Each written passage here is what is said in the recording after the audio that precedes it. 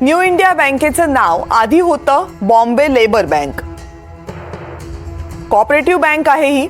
George Fernandes यांनी ही bank स्थापन केलेली आहे, त्यामुळे या बँकेला एक मोठा इतिहास आहे.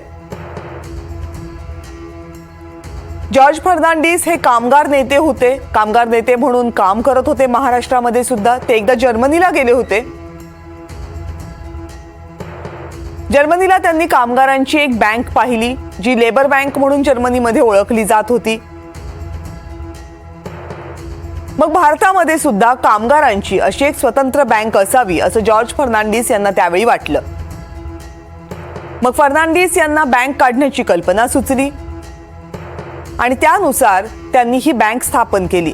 ही बँक स्थापन करताना त्यांनी भाग भांडवलासाठी प्रत्येकी 1 लाख रुपये देणारे असे अनेक जण शोधले आणि याच पैशांमधून बॉम्बे लेबर बँक ही सुरू झाली 1968 साली.